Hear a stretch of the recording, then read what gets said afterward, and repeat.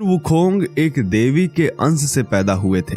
उनका कोई पिता नहीं था और उनमें अद्भुत शक्तियां थी। जबकि हनुमान जी की माता अंजनी थी। उनके पिता वानरराज केसरी थे। क्योंकि वह पवन देव की सहायता से उत्पन्न हुए थे, इसलिए उन्हें पवन पुत्र भी कहा जाता है। यानी जन्म के समय में वुनसुखोंग और हनुमान जी में असमानता है, परंतु उनकी शक्ति और कहानियों में कोई खास अंतर नहीं है।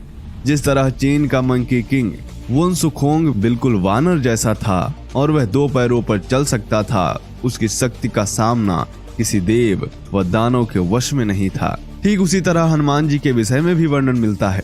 जिस तरह हनुमान जी हवा में उड़ सकते थे, उसी तरह चीन का मंकी किंग भी हवा में बिना सहारे उड़ सकता था। मंकी किंग के बारे में चीनी ग्रंथों में लिखा है कि मंकी किंग के पास अद्भुत शक्ति थी, जिसके कारण वह किसी का भी रूप धारण कर सकता था।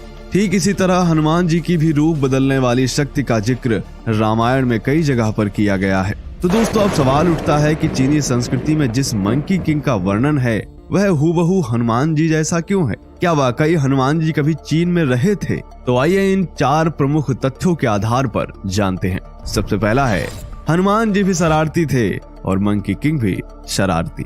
हिंदू धर्म ग्रंथों के अनुसार हनुमान जी बचपन में बहुत शरारती थे और ऐसा ही चीन के धर्म ग्रंथों में मंकी किंग सुन वुखोंग के बारे में वर्णन है।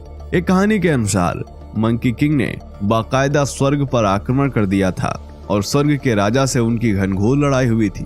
हालांकि हिंदू धर्म ग्रंथों में हनुमान जी के स्वर्ग पर हमले का जिक्र नहीं है, परंतु ये जरूर लिखा है कि जिस समय उन्होंने सूरज निगल लिया था, उस समय स्वर्ग के राजा इंद्र से हनुमान जी का विवाद हो गया था और इंद्र के वज्र प्रहार से हनुमान जी घायल हो गए थे। इसके बाद देवताओं ने हनुमान जी से माफी मांगते हुए उनको कई और अलग अलग वरदान दिए थे। हिंदू संस्कृति और चीनी संस्कृति की इन कथाओं से इतना तो साफ ही हो जाता है कि हनुमान जी और मंकी किंग दोनों का स्वर्ग के राजा से विवाद था। ऐसे में हो सकता है कि यह दोनों एक ही हो।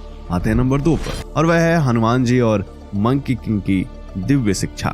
हिंदू धर्म ग्रंथों में बताया गया है कि हनुमान जी के गुरु सूर्यदेव है। हनुमान जी को शिक्षा और सिद्धियां सूर्यदेव से ही प्राप्त हुई हैं।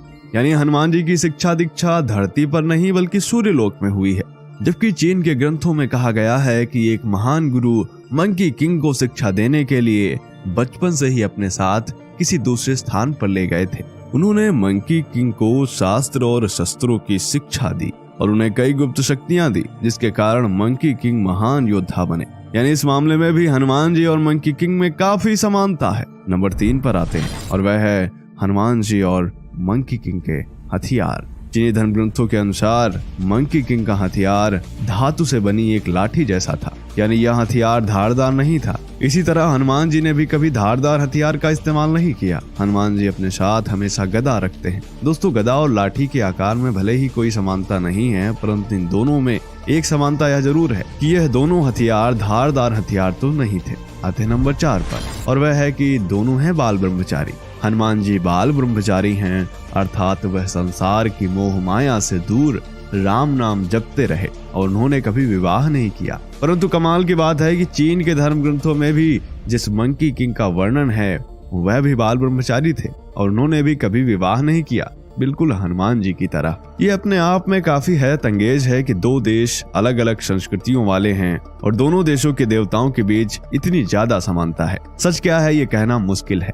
जिस तरह भारत में हनुमान जी के ऊपर बहुत सारी फिल्में व सीरियल्स बन चुके हैं, उसी तरह चीन में भी मंकी किंग के ऊपर बहुत सारी फिल्में बनाई गई हैं। उनकी अपार शक्ति को दर्शाया गया है, उनकी पूजा भी की जाती है। कहा जाता है कि जहां विज्ञान और तर्क वितर्क की सीमा समाप्त होती है, वहीं से ही आस्था की शुरुआत होती है। तो दोस्तों, आपको क्या लगता है, क्या हनुमान जी और मंकी किंग सुन वुखोंग एक ही हैं? हमें कमेंट करके जरूर बताएं। वीडियो पसंद आया हो तो लाइक करें, अपने दोस्तों के साथ भी शेयर करें। मिलते हैं आपसे अगले वीडियो में, तब तक के लिए जय हिंद, जय भारत, वंदे मातरम।